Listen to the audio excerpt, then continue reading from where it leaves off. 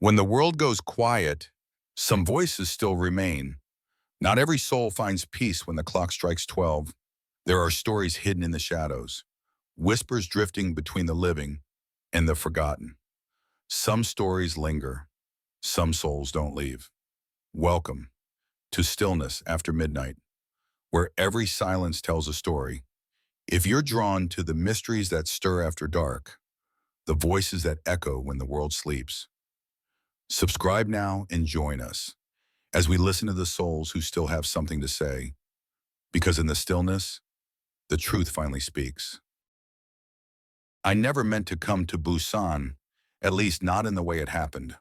Most of the stories I've written in my career as a journalist have been about facts, cold, hard truths buried under documents and interviews.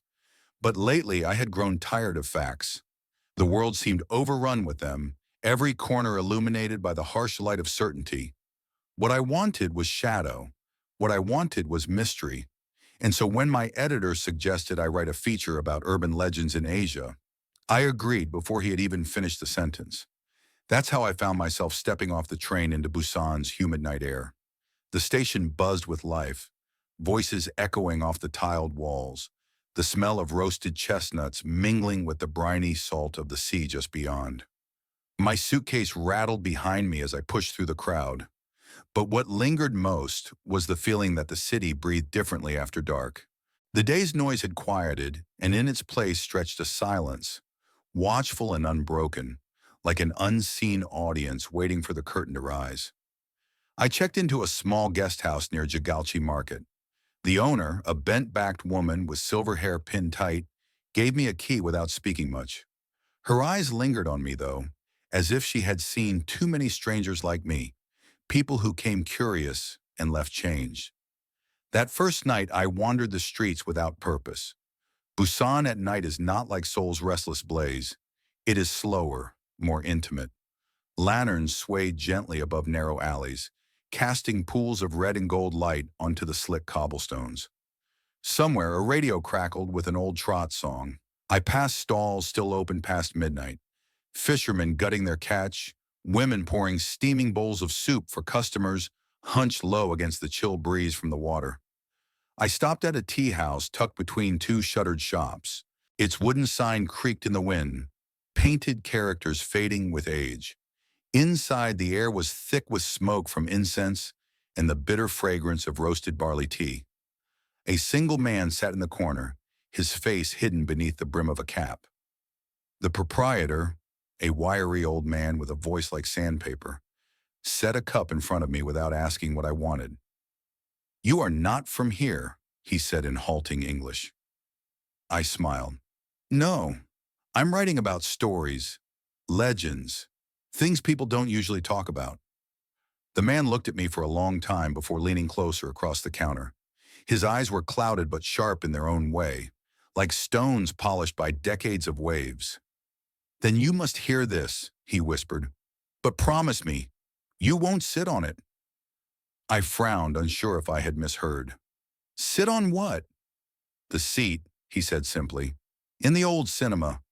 The tea house had grown still, as though the air itself leaned in to listen. I waited, not daring to sip my drink. He continued, voice low. "There is a theater not far from here. People still go. They laugh. They cry. They forget their lives for a few hours. But there is one seat, always empty. They keep it that way.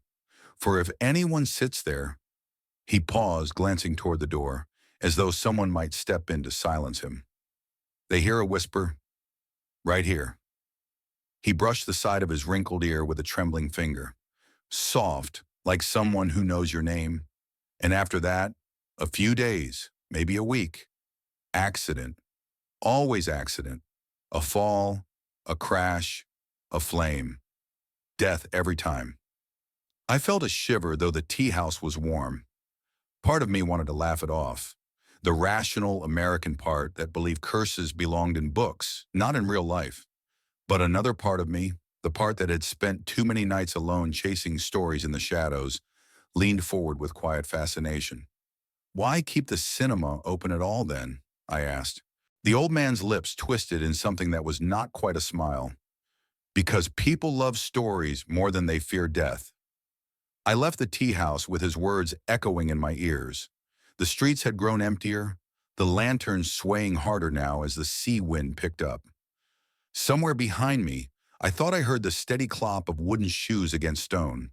When I turned, the alley stretched silent and bare. The following day, I found myself unable to concentrate on anything else.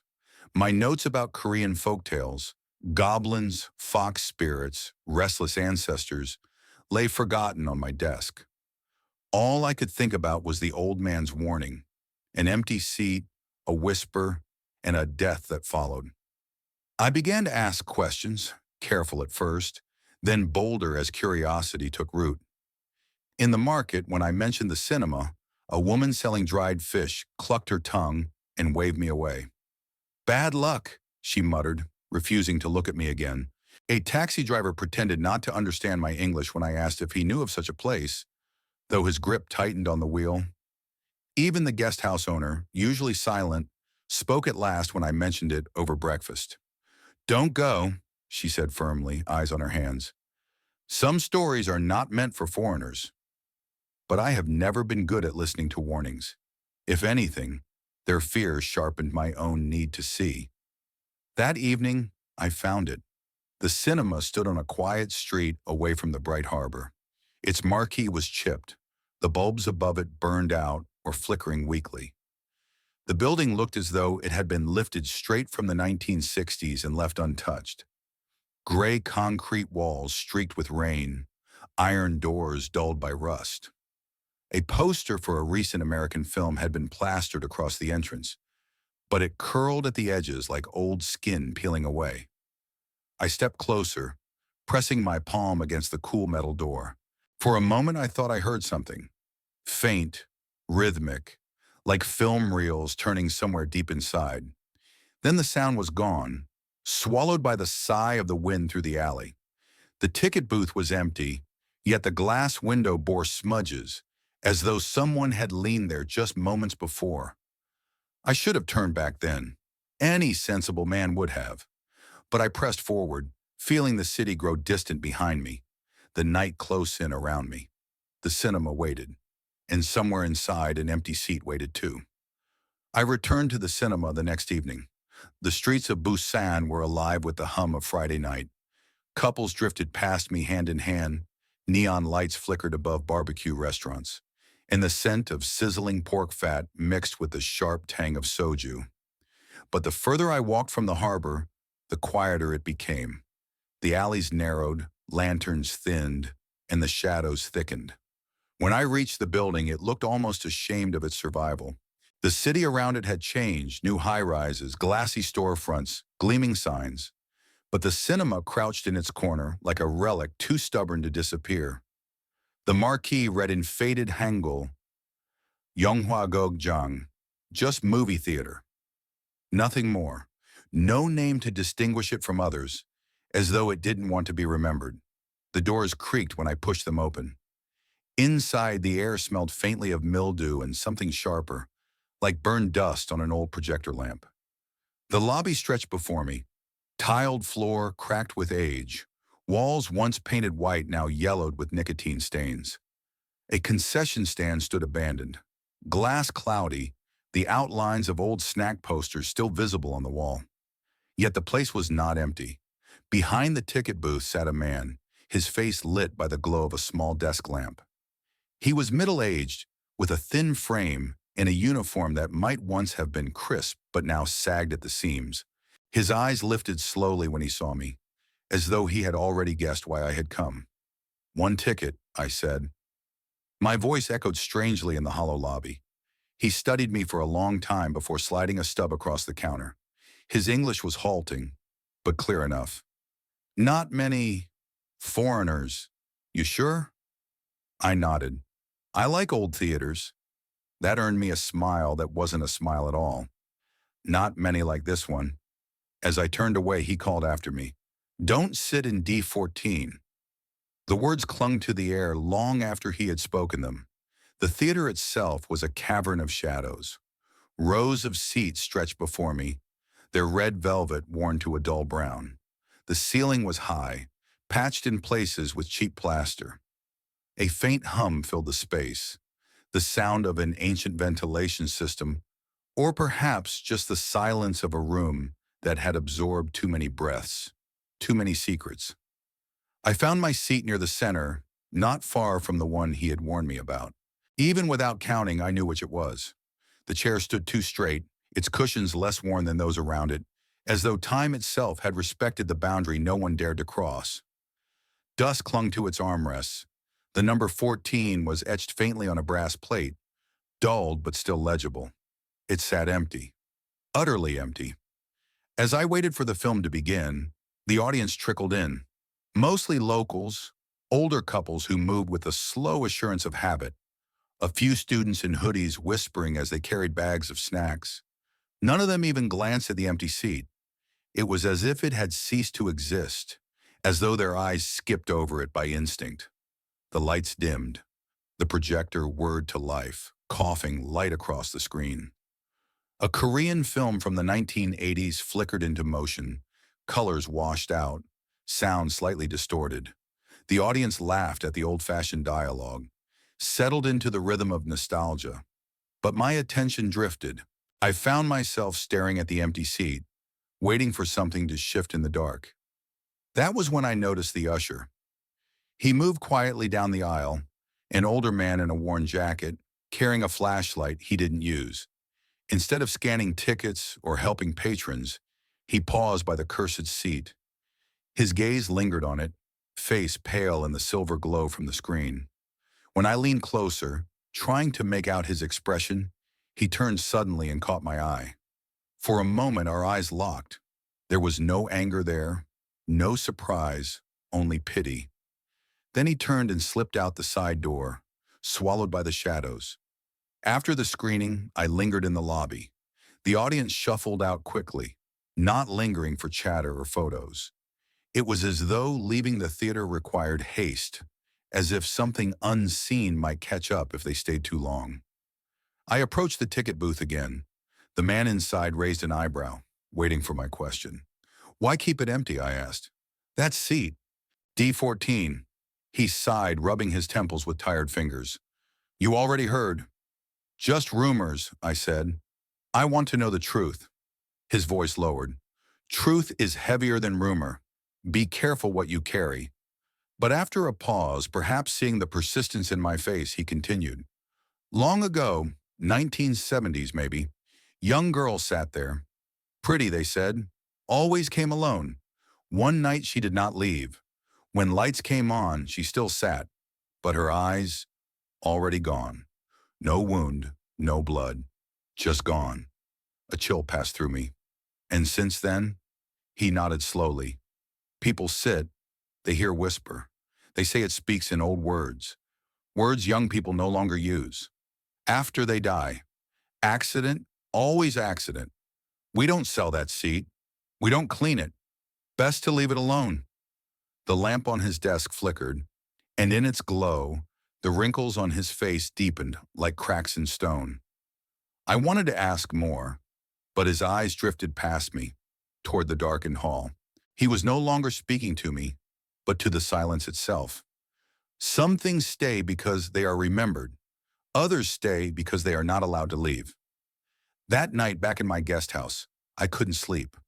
The image of the empty chair burned behind my eyes, the way no one had looked at it, the way the usher's gaze had held pity, not fear, and the story of the girl whose life had ended without reason, leaving her seat behind like a scar that refused to heal. Outside my window, the city was quiet, but every so often I thought I heard something, faint like the soft tap of wooden shoes against pavement, slow, deliberate, never hurried. I told myself it was nothing, just the echo of footsteps in a restless city, just the weight of stories pressing against my mind. Yet when I finally drifted into uneasy sleep, a whisper rose in the darkness. I could not make out the words, but it was close, so close, as though someone leaned in, lips at my ear. I told myself I would not go back. After all, I had enough for my article, the rumors, the empty seat, The whispered warning from the old man in the tea house, and the wary half-confessions of the theater staff. That should have been enough. Any editor back home would call it a solid piece, exotic, eerie, the kind of story readers devour on a Sunday morning while sipping coffee, only to forget by afternoon. But I am not built for forgetting. 2 nights after my visit, I found myself once more walking the narrow streets that led to the cinema. The air carried the faint smell of rain, though the sky was clear. Stray cats darted between trash bins, their eyes catching the glow of street lamps like tiny mirrors. Each sound, shuffling feet, a door closing, a motorcycle growling in the distance, felt amplified, as if the city itself was reminding me I was not welcome. When I reached the theater, the doors yawned open as though they had been waiting. The lobby was even dimmer than before, the lamp at the ticket booth flickering weakly. The same man sat there, his shoulders hunched, a newspaper spread across the counter. He didn't look up as I passed. Inside, the auditorium swallowed me whole. The seats stood like rows of silent witnesses, their velvet backs absorbing the light. I chose a place just 2 rows behind D14. Not in it, not near enough to be reckless, but close enough. The film began, an old melodrama with muffled dialogue and flickering images. The audience was sparse, only a handful of people scattered across the theater. Their faces were blank in the bluish glow, expressions dulled by routine. I told myself to focus on the movie, but my eyes kept straying. The seat, always the seat. It remained empty, of course, but not in the ordinary way. It was not just an absence of weight, it was a presence of absence. My gaze slipped to it again and again, as if pulled by gravity. I imagined I saw movement in the shadows pooling at its base, the subtle shift of fabric, a lock of hair trembling in some unseen draft. And then came the sound. At first it was so faint I thought it part of the film, the click of heels on pavement, echoing faintly from the speakers. But the rhythm was wrong, slower, heavier, wooden. The sound of gaita or old wooden namakshin shoes, not high heels. Clop, clop, clop. It came not from the speakers, but from the aisle. My heart hammered. I turned my head slowly, afraid of what I might see. But the aisle stretched empty, bathed in the weak glow of the screen. Still, the sound persisted, drawing closer, then stopping altogether as though someone had settled into the cursed seat.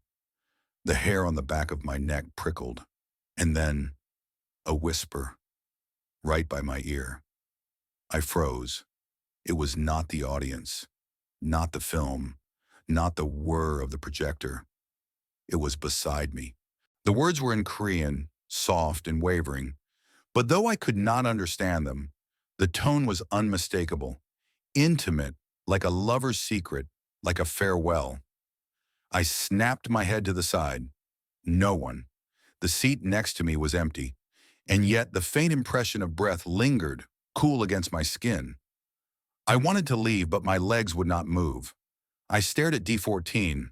The cushion looked depressed, as though carrying the weight of an invisible guest. For a terrible moment, I imagined sitting there myself. Would she lean close? Would her hair brush my cheek? Would her voice form words I could finally understand?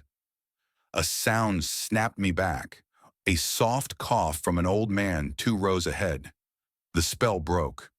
When the lights came up, the seat was flat again, the shadows still. The audience filed out in silence, and I stumbled into the night air, gasping as though I had been underwater. Back at the guest house, I poured myself a glass of water with trembling hands. The city's usual clamor seemed muffled, as though a heavy curtain had been drawn between me and the world. I replayed the whisper in my mind again and again, trying to catch its shape. The syllables were blurred, but the emotion behind them clung like a second skin. Loneliness, bitterness, longing so sharp it cut. At last, exhaustion pulled me under, but sleep brought no peace. I dreamed I was sitting in the cinema again. The screen flickered, but the film was gone, replaced by grainy black and white static. From the corner of my vision, someone shifted into the cursed seat. A woman. Her handbag was white as bone, sleeves trailing across the armrests like water. Her hair hung down to her chest, obscuring her face. She leaned forward, hands folded in her lap, posture as patient as stone. In the dream, I turned to look, slowly, painfully slowly, and just as her face came into view, I woke with a start. The room was dark, but the whisper had followed me, a faint hiss at my ear, too low to understand but too close to dismiss. I sat upright, heart pounding, eyes darting across the shadows. There was no one, and yet the air beside me was colder, heavier, as though a presence had not yet decided to leave. The next morning, the guest house owner stopped me in the hall. Her usually expressionless face looked drawn, almost fearful. "You went," she said quietly. Not a question, but a statement. I nodded. Her lips pressed tight, then loosened with a sigh. "They say once you hear her, you cannot leave." The whisper clings. "What is she saying?" I asked. Her eyes darkened. "It is not for me to tell. Only for you. She chooses the words." She turned away then, retreating into the shadows of the stairwell. I stood frozen, the weight of her words sinking into me like stones into water. If she was right, the whisper was not an echo at all. It was a message, personal, directed, and it had chosen me. I tried to convince myself not to go back, but the whisper had already fastened itself to me like a hook under the skin. For 2 nights I lay awake, the sound echoing at the edge of sleep. Sometimes it came as a murmur, like a prayer spoken behind a paper wall. Other times it was a sigh, heavy with sorrow. No matter how I covered my ears, no matter how loud the city outside, it pressed against me, steady as breath. On the 3rd night, I gave up resisting. Curiosity was no longer the reason. I went back because I felt I had no choice. The cinema stood as I had left it, a relic crouched in shadow, neon signs from nearby shops reflecting faintly off its cracked windows. But the moment I stepped inside, I felt something had changed. The air was heavier, the silence denser. The man at the ticket booth was gone. The desk lamp still glowed weakly, but no one sat behind the glass. The stub drawer lay open, tickets scattered like fallen leaves. I hesitated, then pushed through into the theater. The auditorium was nearly empty. Only 3 or 4 people dotted across the sea of seats. The projector flickered, throwing its thin beam of light over the rows. Dust spiraled lazily in the glow, as though time itself had slowed. And there she was. At first I thought my eyes deceived me. But no, D14 was not empty. A woman sat there perfectly still, dressed in a white handbag. The fabric shimmered faintly in the silver light, its folds spilling neatly over the seat. Her posture was rigid, back straight, hands folded in her lap. Her hair, black and impossibly long, spilled forward to curtain her face. I could not move. Every muscle in my body tightened, my breath shallow. For weeks I had heard whispers of her, but to see her, suddenly she was no longer rumor or dream. No one else reacted. The sparse audience watched the film, eyes fixed on the screen, as though nothing was unusual. Even when the projector flickered and the picture warped, no one turned toward her. I leaned forward, straining to glimpse her face through the veil of hair. Just as I thought I saw a pale cheek, she tilted her head slightly, so slightly I might have imagined it. The motion was too slow, too deliberate, like a puppet tugged by invisible strings. And then, though her face was hidden, I knew she was looking at me. The whisper returned, threading through the space between us, carrying across the empty rows without sound. It was not in my ear this time. It came from her seat, faint but distinct, a voice rippling through the silence. I didn't understand the words, but the tone was unmistakable. A question, a plea. I wanted to stand, to leave. My legs refused. My body was anchored, as though the air itself had hardened around me. From the corner of my vision, I saw movement. The usher again, the same older man I had glimpsed before. He stood in the shadows by the curtain, face pale, lips pressed tight. His gaze flicked between me and the woman, and for the first time I saw fear in his eyes. When he caught me staring, he shook his head, slow, emphatic. Then with trembling hands, he pulled the curtain across the side aisle, leaving only a sliver open. Never close it fully. The words rang in my mind, though I had never heard them before. The woman in white leaned forward. Her hair shifted slightly, enough for me to glimpse a sliver of her face, a pale jawline, lips drawn thin, eyes lost in shadow. For an instant, I thought she might rise from the seat, glide down the aisle toward me, and then the projector sputtered. The film snapped to white. The lights flared back on. The seat was empty again. I stumbled out into the night, my chest tight, heart hammering. The streets were nearly deserted, lanterns swaying in the sea breeze. My footsteps echoed louder than they should have. Every shadow seemed to follow. Back at the guest house, I confronted the owner. "I saw her," I whispered. My voice shook more than I wanted. The woman's hands froze over the laundry she was folding. Slowly, she looked up at me, her face drawn, eyes wet with something like pity. "You should not have gone again," she said. "Who is she?" I demanded. "Why does she stay there?" The owner shook her head. "Not who, what she became. Long ago, a girl, betrayed, abandoned. They say she waited for someone who never came. She sat through the film again and again, until one night her breath stopped. But her waiting did not." She closed her eyes, voice breaking. "Some weights are heavier than death." Her words left me hollow. That night I dreamt again. The cinema loomed around me, but this time it was full. Every seat taken, yet every face blurred, as if carved from mist. The projector whirred, but no film played. Only the endless flutter of blank white light. D14 was occupied. The woman in the white hanbok turned slowly, her hair sliding back just enough to reveal one eye.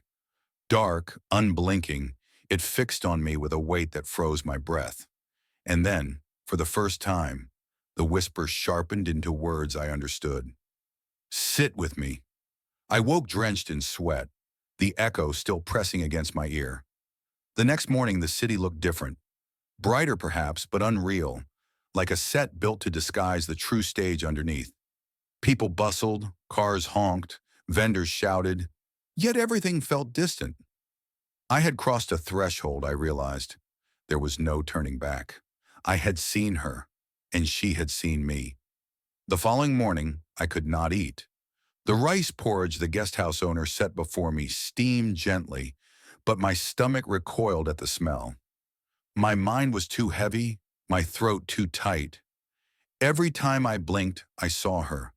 The pale oval of her face hidden by hair, the stillness of her posture, the impossible command of her whisper. "Sit with me." I had not sat, and yet in some sense I already had.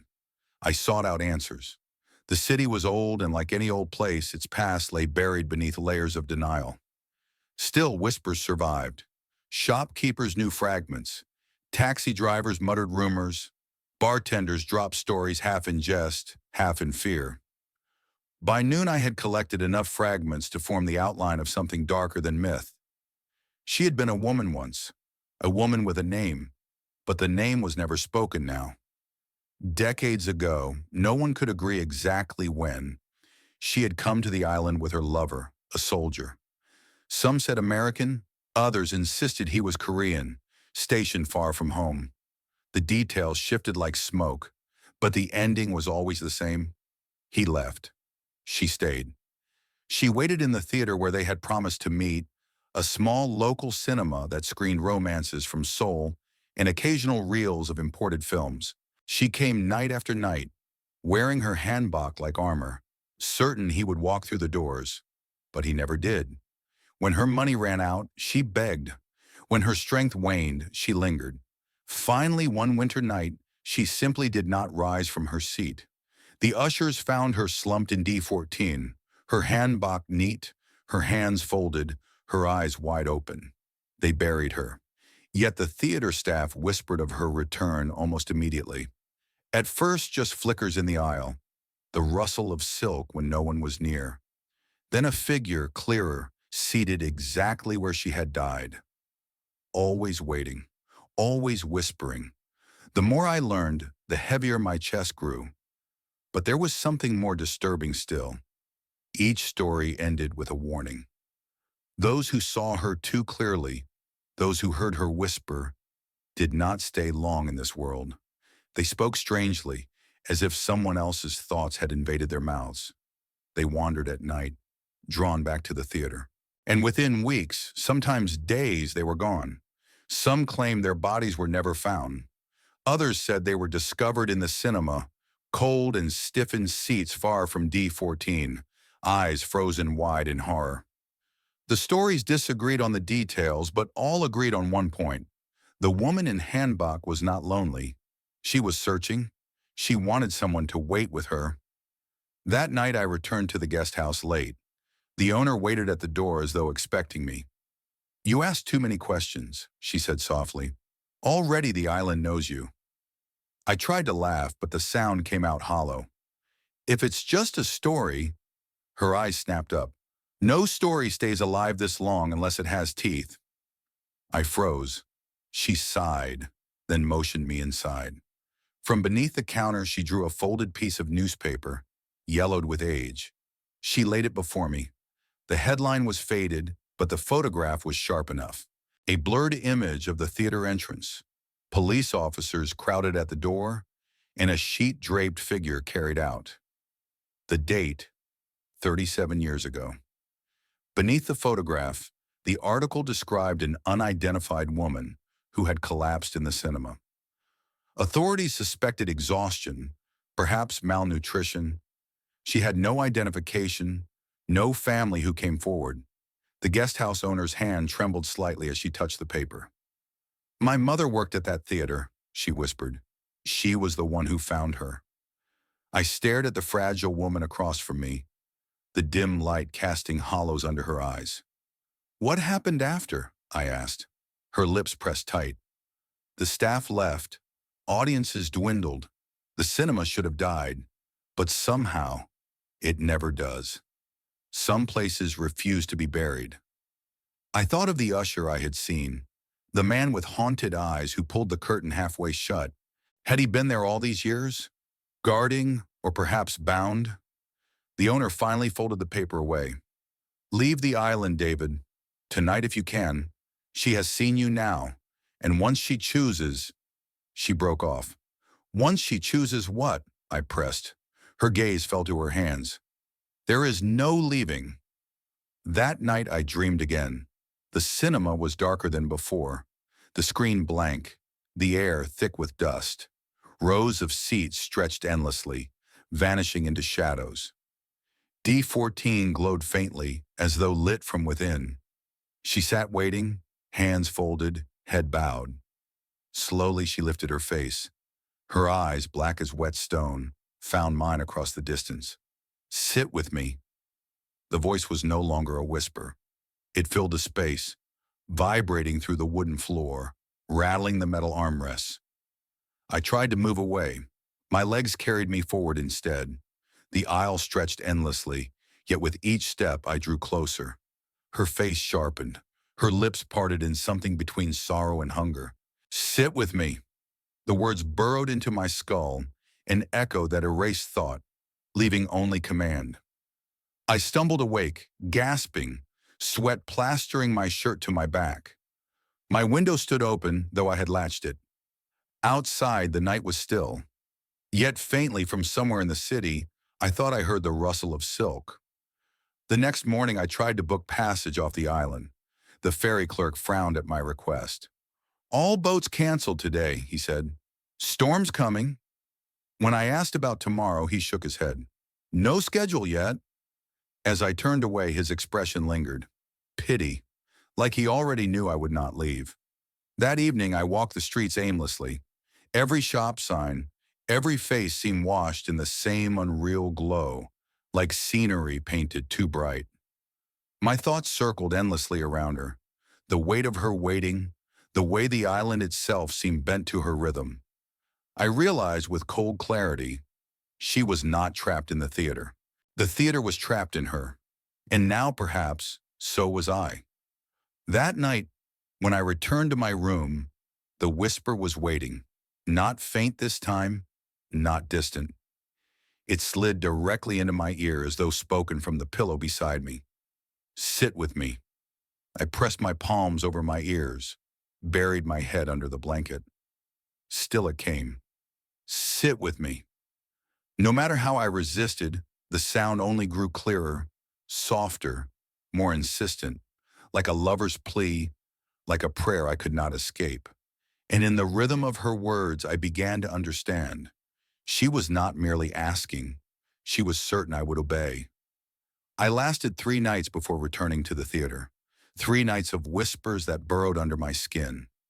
3 nights of windows opening by themselves, of silk rustling in empty hallways, of dreams that left me tasting dust and perfume when I awoke. On the 4th night, I understood. If I did not go to her, she would come to me. The cinema sat quiet at the end of the crooked street, its marquee dark, its posters sun-faded. Rain misted the air, coating the pavement in silver. The door gave way at my touch, as though unlocked and waiting. Inside, the smell was the same. Mildew, rust, faint sweetness like dried flowers left too long in a shrine. The air held that charged silence, the silence of a place that remembers too much. I stood in the foyer. The faint hum of the projector drifted from somewhere above, though no film was showing. A low rhythmic creak came from deep inside, like someone rocking gently in a chair. The urge to turn back almost overpowered me, but I stepped forward. The velvet curtains brushed my shoulders as I pushed into the auditorium. Darkness swallowed me whole. At first, nothing moved. Then gradually the theater breathed. The seats creaked, shifting as though bodies settled in them. The air stirred, faint sighs rising from the rows. A cough sounded near the back, a child's laugh somewhere to my left. My skin prickled, but the seats were empty. Every sound came from nothing. I forced myself down the aisle, each step echoing like a hammer against stone. When I reached row D, my breath locked in my chest. D14 waited.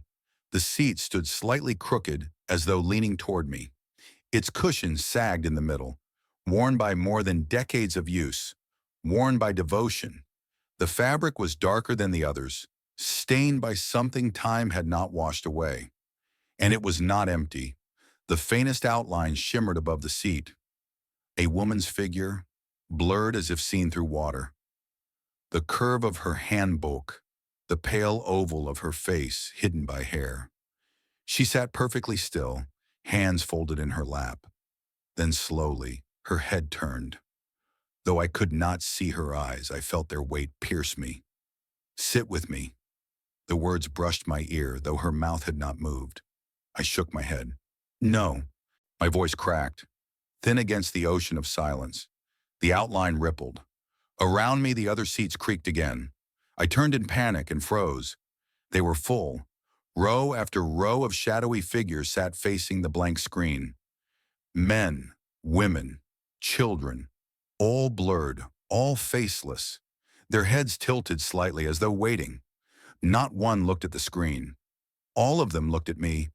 The theater was no longer empty. It was full of the forgotten. Sit with me. The voice came again, stronger.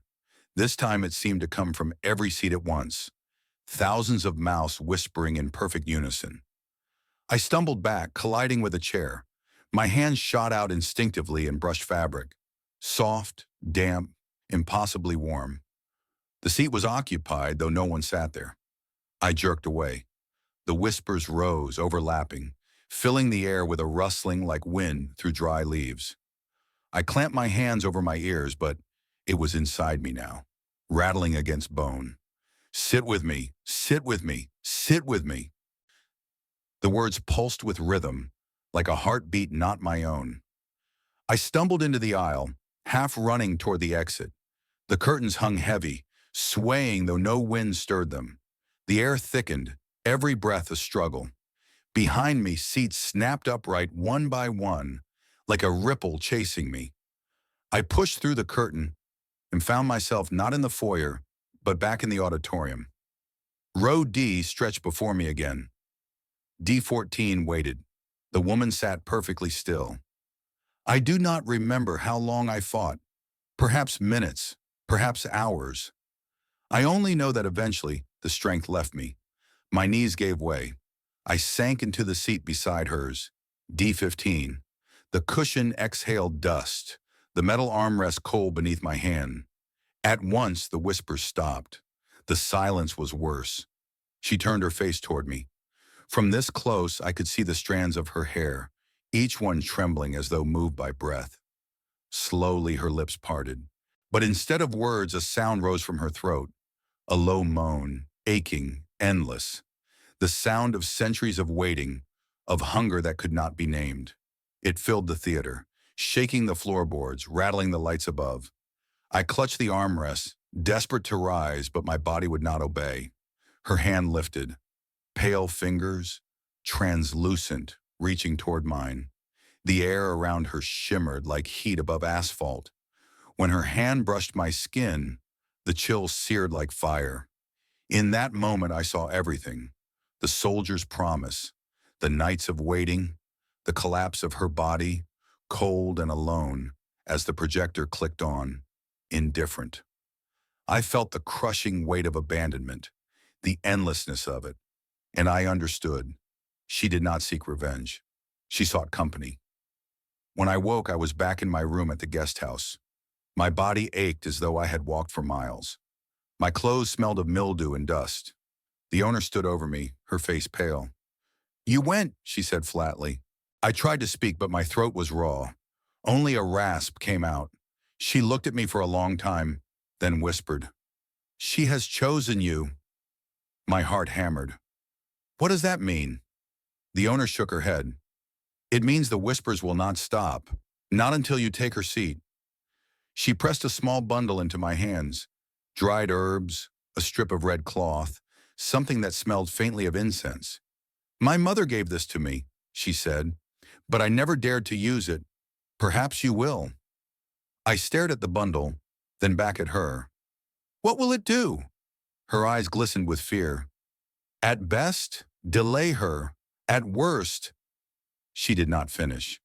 That night I did not dream. The silence itself felt like a dream. But when I opened my eyes in the dark, I knew she was there. Not in the theater, not waiting anymore. She was in the corner of my room, sitting, and though the air was still, I heard the faint rustle of silk. "Sit with me." The next days blurred together. I wandered the streets of Busan as though awake in a dream, yet the dream followed me. No matter where I went, crowded markets, temple courtyards, neon-lit alleys, I felt eyes on me. Not one pair, hundreds. At first it was only a trick of reflection. I would glance at a shop window and, for a split second, see not myself but rows of figures seated in the glass. Blurred silhouettes, heads tilted, hands folded neatly in laps. The moment I blinked, the glass showed only my own pale face, then the shadows grew bolder. On a rainy afternoon, I ducked into a noodle shop. The bell chimed as I entered. The place was nearly empty, save for the old man at the counter. I sat, grateful for warmth, and ordered broth. When he ladled the soup, steam rose between us. But through the steam I saw them, rows of faceless patrons filling the booths behind me, shoulders brushing shoulders, silent. I spun around. Empty. The old man frowned. "Something wrong?" I forced a smile, shook my head. My hands trembled so badly I nearly spilled the bowl. But even as I ate, I felt them. Watching. Waiting. Nights were worse. I kept the red cloth and herbs the guest house owner had given me near my pillow, though I didn't know how to use them. Sometimes I tied the cloth around my wrist, hoping for protection. Sometimes I burned the herbs, their acrid smoke filling the room. Still she came, always seated, never standing. Sometimes on the chair, sometimes at the foot of the bed, sometimes in the corner, still as stone, the woman in hanbok, and with her came others. At first, only one or two, a faint outline by the window, another at the desk. But soon the room grew crowded, rows of them filling the shadows, shoulder to shoulder, always facing me. They never spoke, only watched. I realized then she was not alone. The theater's audience had followed me. The whispers spread. I heard them in the creak of floorboards, in the hiss of the kettle, in the murmur of traffic outside. Sit with me. But sometimes the voice changed. Sometimes dozens of voices overlapped, like leaves rustling in a storm. Sometimes it was a child's lisp, sometimes a man's baritone, sometimes dozens speaking in chorus. Always the same words. Sit with me. It was not a request anymore. It was inevitability. One night, unable to endure, I fled the guest house. I walked until my legs ached, until the neon lights blurred into smears of color. Finally, I stumbled into a small shrine tucked between buildings. Its gate was weathered, its lantern unlit, yet incense still lingered in the air. I knelt before the altar. My voice shook as I whispered to whatever deity lingered there. Please, I begged, if you see me, if you hear me, keep her away. Keep them away. Silence answered. Then faintly a sound rose behind me, the shuffle of many feet. I turned. The street was empty, but I felt them crowding the shadows, faceless, countless. An audience. Always an audience. The next morning I returned to the guest house, pale and hollow-eyed. The owner studied me silently, then set down a cup of tea. You see them now, she murmured. I nodded. My voice broke. Why me? Her expression tightened. Because you looked too long. Because you listened. I shook my head. There must be a way, some ritual, some offering. Her eyes flashed with sorrow. You cannot bribe longing. You cannot bury waiting. She has waited too long. Now she waits with you. I wanted to scream at her, to demand an answer. But deep down, I knew she spoke the truth. That night, the whispers did not come from shadows. They came from within. I lay in bed, staring at the ceiling, when a sudden pressure filled my skull. A chorus inside my head. The words did not pass through my ears. They bloomed behind my eyes. Sit with me. Sit with me. Sit with me. I clutched my temples, sobbing. No! Leave me! But my own voice sounded distant, drowned by theirs. And then I saw her, not in the room, not outside, but inside my vision. The woman in hanbok, seated in D14, waiting, her face pale and endless. I blinked and the ceiling was gone. Above me stretched the theater's roof, cracked and stained. Around me, rows of seats. I was no longer in the guest house. I was back in the cinema. I don't know if I sleepwalked, or if the boundary between dream and waking had simply dissolved. But I sat frozen in the aisle, staring at D14. She lifted her head. Her hair parted slightly, revealing lips pale as porcelain. She smiled. It was the first time I had seen her smile, and it was worse than the whispers, because in that smile I saw certainty. She knew I would not escape. When I woke again, dawn filtered through the guest house curtains, but my body bore proof it was not just a dream. My shoes were caked with theater dust, my fingernails rimmed with grime, and on my wrist the red cloth was gone. The audience followed me everywhere after that. On the subway, I saw them reflected in the windows, rows of blurred figures seated across from me, though the seats were empty. In a cafe, I felt the air press heavy, as though dozens sat shoulder to shoulder behind me, silent. In the marketplace, I caught children staring past me, wide-eyed, before their mothers yanked them away, always watching, always waiting, and in every silence the whisper threaded through.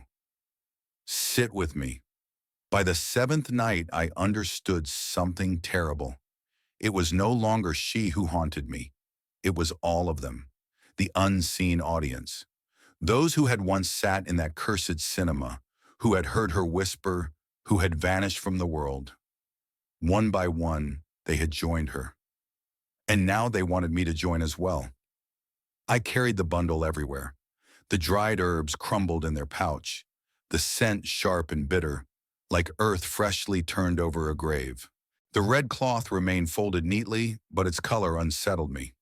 Too bright, too alive, as if it pulsed faintly when the light caught it.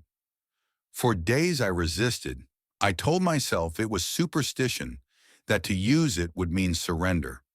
But by the eighth night, when the whispers throbbed inside my skull and the unseen audience pressed closer than ever, I realized I had no choice. The guest house owner watched as I spread the bundle on the table. Her voice trembled. My mother said it was never meant for me. She feared that touching it would draw their eyes, but for you, her silence finished the thought. You are already chosen.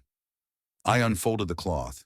It was longer than I expected, a strip meant to wrap around the wrist or tie across a doorway. Its fabric was rough, hand-dyed, the edges fraying. Dark stains dotted one corner, brownish, almost black. Blood, perhaps. I looked up. What do I do with it? The woman shook her head. She never told me, only that it was the last thing she carried out of the cinema the night the woman died. Her gaze dropped, and that it should never go back inside. That night I tied the cloth around my wrist. At once the air shifted. The whispers paused like a breath held. For the first time in weeks, the silence was complete. My chest ached with sudden relief. I dared to sleep and dreamed. The theater rose before me again, but it was different this time. Empty, silent. The seats gathered dust, the screen cracked, the air still. No whispers, no audience. D14 waited, but the woman was gone. I lifted my hand. The red cloth glowed faintly against my skin, pulsing like a second heartbeat. And then I noticed something strange. Faint impressions on the seats around me. The shape of bodies that had once sat there, pressed deep into the cushions. Rows upon rows, empty yet not empty, as if absence itself had weight. A chill swept over me. I was not alone. Even without faces, without whispers, the audience lingered, waiting. I woke with the dawn. My wrist burned, the cloth tightening as though alive. When I untied it, the skin beneath was raw and red, welted as if bound too long. Yet the room was empty. No figures in the corner. No rustle of silk. No whispers. For the first time since arriving, I ate breakfast in silence. But the relief was brief. By noon, the streets turned against me. Everywhere I walked, eyes followed. Not the blank gaze of faceless shadows, but the eyes of strangers. The shopkeeper paused mid-gesture, staring at the cloth. A child tugged at her mother's sleeve, pointing, whispering. A man on the corner crossed himself as I passed. It was not me they saw. It was the cloth. By evening, the air itself seemed to recoil. Birds veered away. Dogs barked and hid. Even the wind shifted around me. The red strip pulsed faintly, the stains glistening darker. I realized then, the cloth had power, yes, but it was not protection. It was a beacon. That night the whispers returned, but different, no longer hers. Dozens of voices now, rising and falling, angry and desperate. They pressed against the walls, against the windows, seething like a storm. And through the chaos, one voice cut clear. Give it back. I froze. The words came not from the woman, but from the audience. The countless unseen who had filled the seats, who had followed me. Give it back. Their demand grew louder, overlapping until the room shook. The red cloth tightened on my wrist, biting deep, as if eager to leap away. I clawed at the knot, but the fabric would not release. The stains darkened, spreading as though fresh blood seeped from within. In panic, I grabbed the scissors from the desk and cut. The blades screeched, sparks flaring. The cloth refused to tear. Give it back! Give it back! The voices filled me, pushing against my ribs, my skull. I stumbled out into the street, desperate, half mad, and found myself at the theater's door. The marquee loomed above me, blank. The doors yawned open, though no wind stirred them. The cloth throbbed violently, pulling my arm toward the entrance. I resisted, heels digging into the pavement. But the air thickened, pressing at my back, shoving me forward. The voices rose, thundering, endless. "Give it back!" The cloth grew hotter, burning my skin. The stains bled anew, wet against my wrist. My vision blurred. And then, a scream tore through the night. Not mine, hers, the woman in hanbok. The sound froze everything. The voices, the pull of the cloth, the very air. The scream echoed off the buildings, a cry of rage, of grief, of something too vast for words. And in that moment I understood. The cloth was hers, not a charm of protection, but a fragment of her death. The last thing she left behind the night she collapsed in D14, and it had never forgiven being taken. The scream cut off as suddenly as it began. Silence crashed down. I stood trembling in the street, wrist bleeding beneath the red strip. The doors of the theater loomed open. I knew then what the audience demanded, what she demanded. The cloth must be returned. But if I stepped inside carrying it, would I ever step out again? I had no choice. The cloth burned against my wrist, its fibers embedding into my skin as though it sought to merge with me. The voices never stopped now, pleading, demanding, commanding. "Give it back!" They guided my steps, dragging me through Busan's silent streets. Shops shuttered, lights dimmed, and the world felt deserted, as if the entire city knew where I was going and wanted no part in it. The theater waited, its facade cracked, its windows blind. The doors gaped wide, though no living hand had touched them. I entered. The smell of dust and mildew wrapped around me. My shoes echoed on the warped floorboards, the sound swallowed too quickly, as if the air itself devoured it. The red cloth pulsed harder. Rows of seats loomed in the dark, silent sentinels of velvet and shadow. My gaze was pulled inevitably toward one. D14. The empty chair glowed faintly in the darkness, its cushions sagging, the armrest worn smooth. Every other seat seemed to recede, leaving that one exposed, waiting. The whispers surged. "Sit, sit, sit." I staggered, clutching the cloth, shaking my head. "No, I'm not here to sit." My voice cracked in the vast emptiness. The theater absorbed the sound, gave nothing back. I approached the chair. Each step felt like wading into deeper water. The air grew heavier, colder, until my breath fogged before me. The red strip writhed against my wrist, alive, eager. I yanked at it, desperate to tear it away, but it clung tighter. "Give it back!" The voices crescendoed, shaking the rafters, rattling the old projector in its cage. The screen above flickered, dead white, then black, then white again. Though no reel turned, I reached D14. The cushions sagged deeper, as if something unseen had just risen from it. The faint scent of powder and silk drifted upward. Familiar now. The woman in hanbok. I whispered, trembling, This is yours." And I laid the cloth across the chair. The effect was immediate. The whispers ceased. The air cleared. For one brief heartbeat, the theater exhaled, as though finally released. Then the seat buckled. The cloth sank into the fabric, fusing with it, the red spreading like veins through the velvet. A shape formed, first the curve of a sleeve, then the fall of hair, then the pale outline of a face. She sat there, the woman, head bowed, hands folded, the hanbok flowing around her like water. The red cloth wrapped her wrist once more, completing her. When she raised her head, her face was still hidden in shadow, but her eyes glowed faintly, two dim lanterns in the dark. She whispered, not in my ear this time, but aloud. "You should not have come." I froze. I was told to return it. Her gaze lingered. Then she laughed softly, bitterly. They told you to give it back.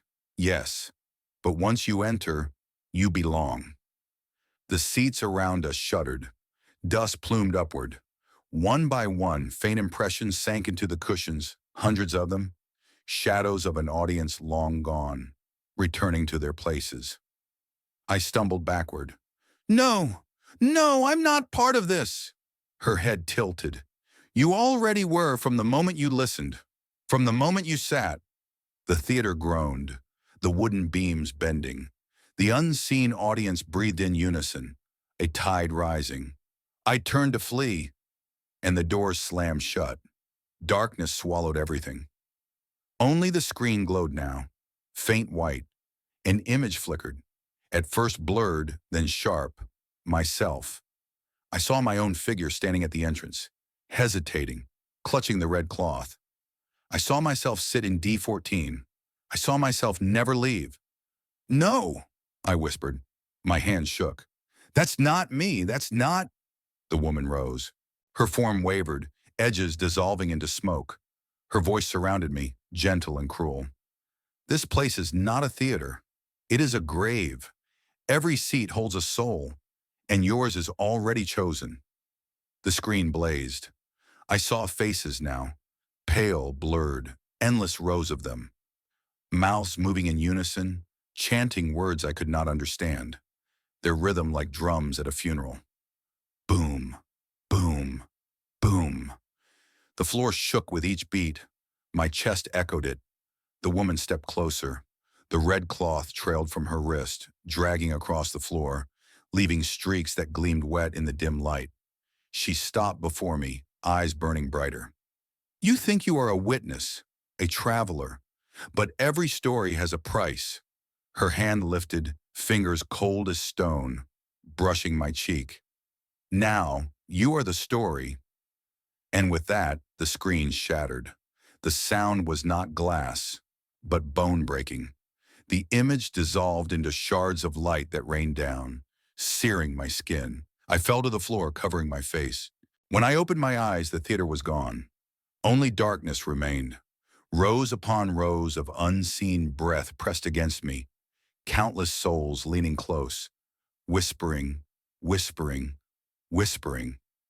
And when I looked down, I was no longer standing. I was seated. Seat D14 embraced me.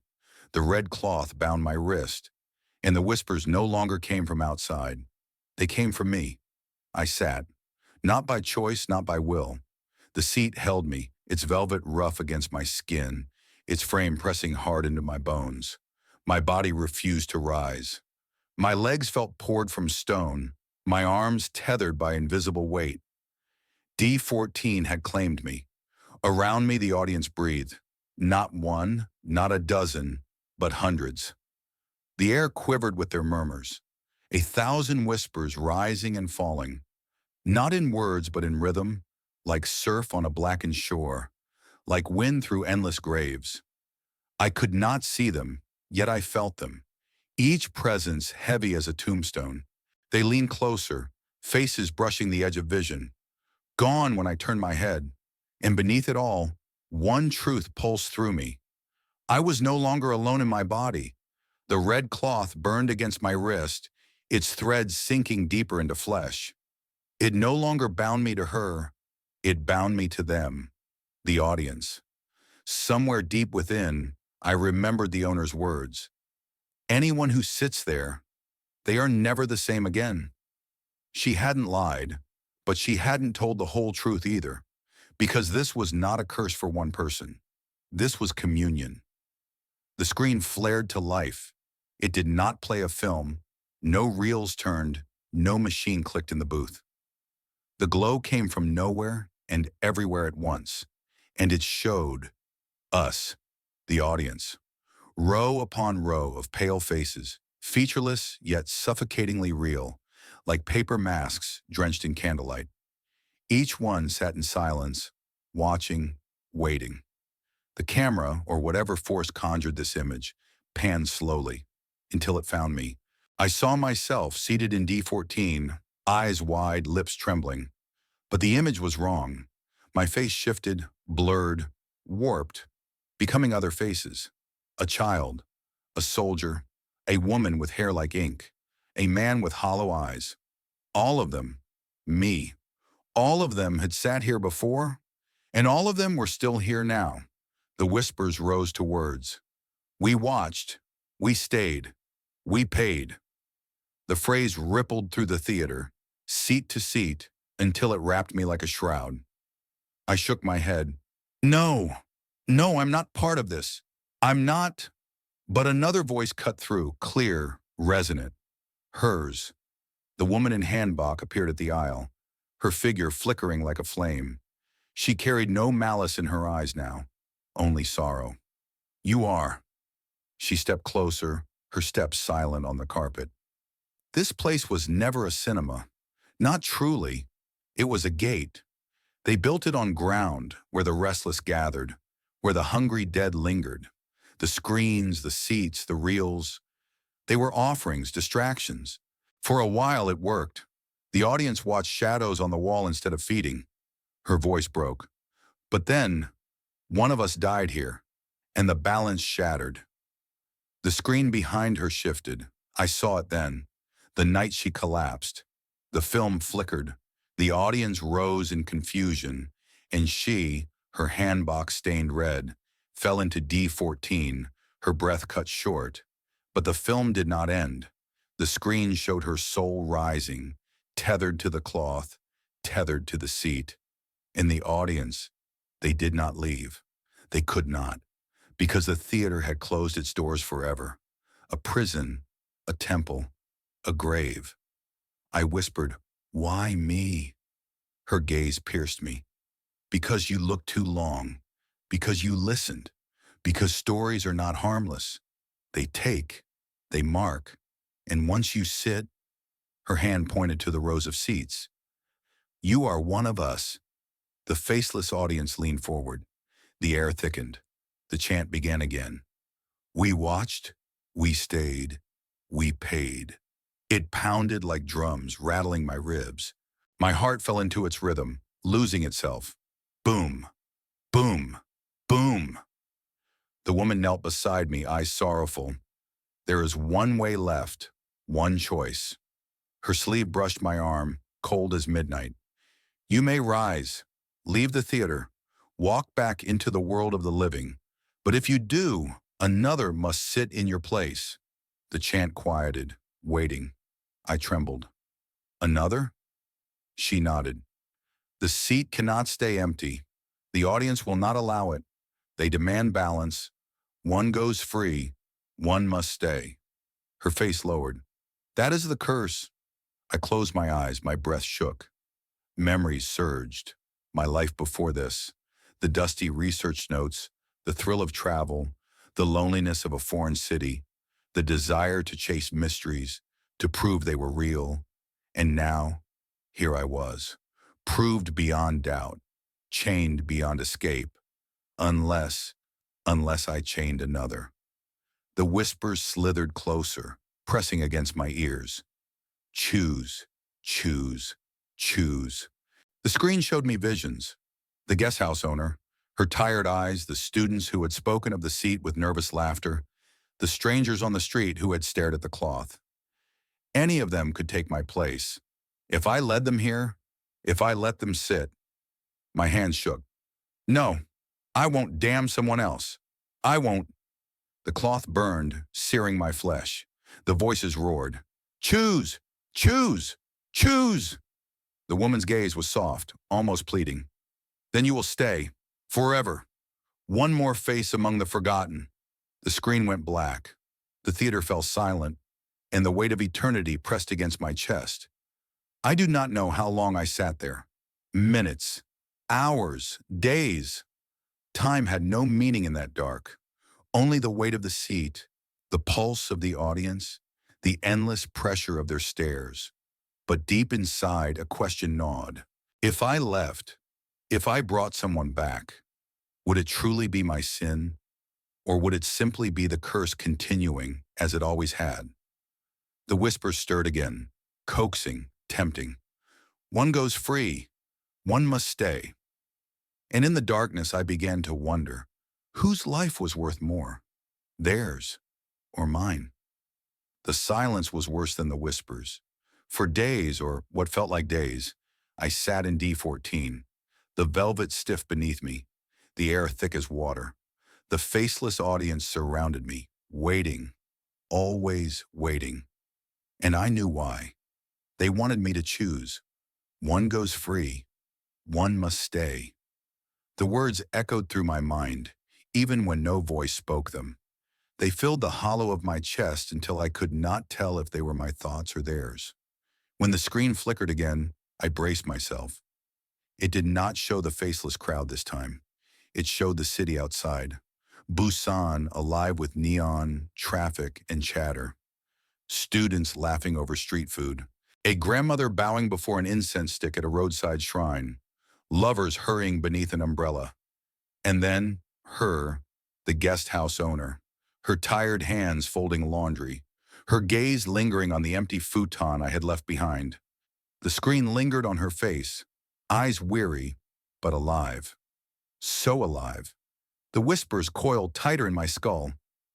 She could take your place. She touched the cloth. She already belongs. I shook my head violently. No! She never asked for this. She helped me. The screen shifted. Now it showed the students I had met on the street. Their laughter, their mockery when they dared each other to sit in the cursed chair. They wanted the story. Let them finish it. I clenched my fists. They're just kids. The screen did not care. It shifted again. Now it showed strangers. The shopkeeper who sold me water. The man who crossed himself when he saw the cloth. Faces I barely remembered. And finally, my own reflection. Why should you suffer? Why should you pay when so many others live unknowing? Choose one, anyone, and walk free. My breath came ragged. The woman in hanbok appeared at the aisle again, her figure trembling like smoke. Do you think I wanted this? Her voice was quiet, broken. I died in pain. I woke here, and they asked me the same question. Choose or stay? Her eyes glistened. I stayed, but the curse never stopped, because someone eventually always chooses. She leaned closer, whisper soft. And if you don't, then you are nothing more than another shadow in their audience. Forgotten, silent, forever. Her words wrapped around me like chains. Stay and dissolve into nothing. Choose and live. Was it really so monstrous if the curse demanded it anyway? If the cycle would continue whether I resisted or not? The red cloth burned hotter. My wrist throbbed. My heart pounded. The whispers swelled. One goes free. One must stay. One goes free. One must stay. I could almost see it now. Me stepping out of the theater, breathing the cold night air. Alive, free, and behind me. Someone else sinking into this seat, eyes wide with terror, mouth open in a silent scream. The image chilled me, but another part of me clung to it desperately. I whispered to myself, I deserve to live. I came here only to listen, to learn. I didn't build this place. I didn't curse it. The faceless audience leaned closer, sensing the crack in my resolve. Their silence pressed, expectant. The screen shifted again. This time it showed not strangers, not the owner, not the students. It showed my family, my brother, my mother. Their lives far away, untouched by this curse. The thought cut deep. If I stayed, they would never know what happened, never find my body. Only absence, a question with no answer. If I left, I could return. I could see them again. The temptation was unbearable. The woman in hanbok reached for me. Her hand hovered above mine, trembling. You feel it, don't you? The pull, the hunger. That is how the curse survives. It is not the theater, not the seat. It is desire itself. Her gaze burned into me. You will tell yourself you had no choice, that someone had to pay, that it was always meant to be them. And when you walk free, you will feel light. But inside, the curse will live in you. It will gnaw until you bring another here. Her hand fell. Her voice cracked. That is the temptation. That is the truth. I shook violently, tears burning my eyes. Then what's the point? If the curse always wins, what's the point of any choice? She looked away, her outline wavering. Perhaps there is none. Perhaps that is what makes it eternal. The screen flared again, and I saw her death replay once more. Her collapse, her final breath, the cloth sliding from her wrist. The audience standing in confusion, not leaving, never leaving. Her soul tethered here, bound forever. And I realized with horror that she was not warning me to resist temptation. She was warning me because she wanted me to give in. If I chose another, if I carried the curse forward, she might be free. The temptation was not only mine, it was hers too. The air tightened. The whispers roared. Choose, choose, choose. The red cloth flared like fire, burning my skin, searing deep into bone. I screamed, but the voices drowned me out. The screen blazed white, showing me endless faces, endless possibilities. Strangers, friends, enemies, innocents, all of them waiting, all of them potential sacrifices. My vision blurred, my body trembled, and in that moment I knew the curse would not stop until I chose, or until I surrendered to oblivion. But which was worse, damning another, or becoming nothing at all? I stared at the empty white screen, the whispers drilling into my skull, the woman's shadow watching, the cloth burning. And in the silence between heartbeats, I felt myself lean forward, toward the choice. The screen glowed white. The faceless audience leaned in, waiting. The red cloth pulsed on my wrist, threads buried deep, veins of fire searing into me. The whisper was no longer a murmur. It was a roar. Choose, choose, choose. I pressed my palms against my ears, but the sound came from inside my skull. The woman in hanbok stood at the aisle, her outline flickering, unstable. Her eyes glowed faintly, lanterns in the dark. She said nothing. She didn't need to. She had already told me everything. One goes free, one must stay. I thought of my family again, my mother's laugh, my brother's voice on the phone, the little world that waited for me beyond this nightmare.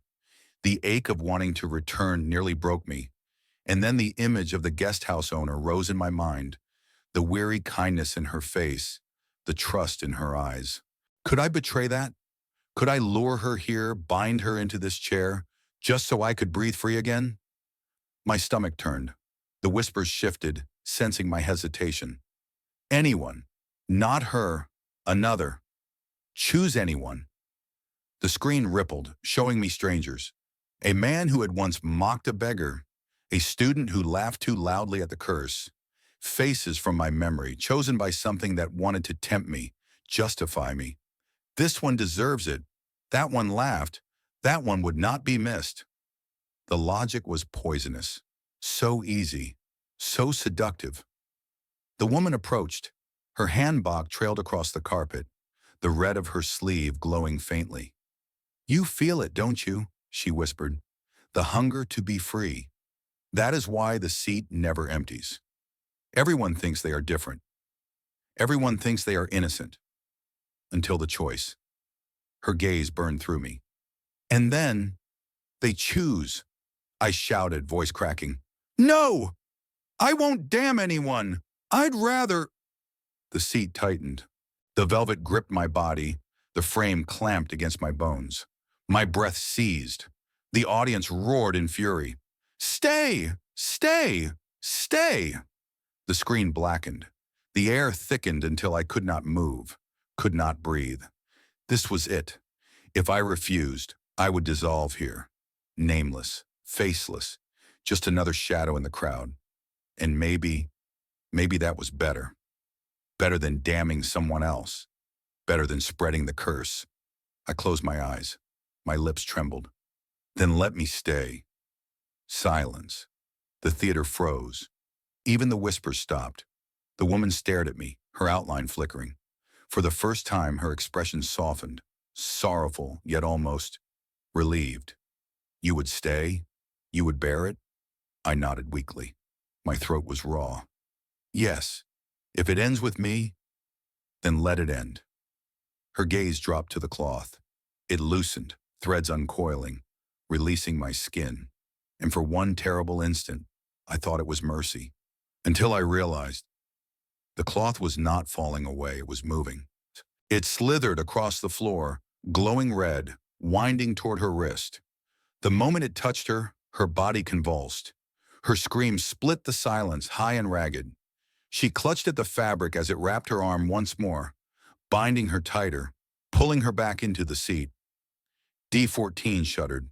The seat swallowed her, velvet rising like liquid, sucking her form downward until only her wide, terrified eyes remained above the cushion. Then, gone. The cloth vanished with her. The theater shook. Dust rained from the rafters. The faceless audience writhed, shifting in panic. The screen flickered wildly, white to black to white again. And then, quiet. The weight lifted. The air cleared. The seats were empty. Every last one. For the first time, the theater was silent. Truly silent. I rose slowly, legs trembling. The seat released me as if it had never held me at all. I staggered up the aisle, my breath ragged, my skin clammy. The door stood open. Cold night air drifted in. I stepped outside. The city was alive again. Cars hissed along wet streets. Neon signs buzzed. Somewhere nearby, a drunken voice laughed. I turned back. The theater loomed behind me, dark, silent. The windows reflected nothing, but the red glow was gone. I was free. Weeks later, I left Busan. I told myself I would never speak of what happened. Who would believe me? Who could? But at night, in the silence of unfamiliar hotel rooms, I sometimes wake with the memory of her scream, the way her eyes locked on mine as the seat swallowed her. And I wonder, did I save myself? Or did I damn her again? Because sometimes when the room is very quiet, I swear I hear it. The faint rustle of silk, the whisper of 1,000 voices. One goes free, one must stay. And in the corner where the shadows gather, I almost see the shape of a chair, empty, waiting. Thanks for watching the whole video. Please give me a like and subscribe to the channel to watch more interesting stories.